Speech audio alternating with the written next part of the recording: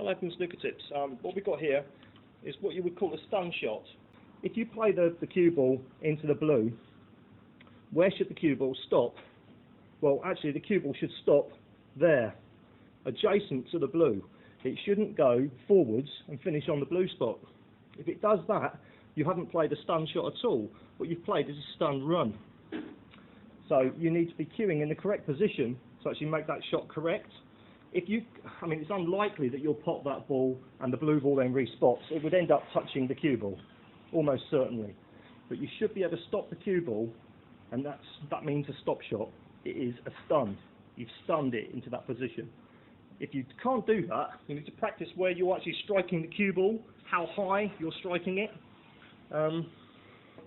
If you were to mark the cue ball in 10 layers, 1 being at the bottom and 10 being at the very top, you need to be striking it just below 5, somewhere between 4 and 5, depending on how soft a tip you have and how fast the balls are and so many different other things. But generally speaking, I would say between 4 and 5 should stun that ball. I'll show you what I mean. That's a stun shot. If I take one of these reds and place it on the ball, you can see it actually places on its spot. So I've actually stunned the ball. I'll show you that again. A lot of people don't know this. They actually think that it means that you need to stop it where the ball was. It doesn't. And again, that ball should spot. It's ridiculous, isn't it? I mean, I'll show you I'm not cheating. Look, there's the ball, there's the spot. Onto its spot, and the ball was obviously behind it. Okay? If I was to play that with stun run, in any way, shape or form, the ball would then cover the spot, which is what I didn't want to do, because obviously if I want to continue the break, I don't want that to happen. Now this would be a stun run. And now we'll see the red doesn't go on its spot.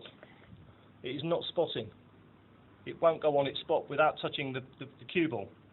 So that there was a stun run. Even though it was only a very fraction of run, that's what it actually was.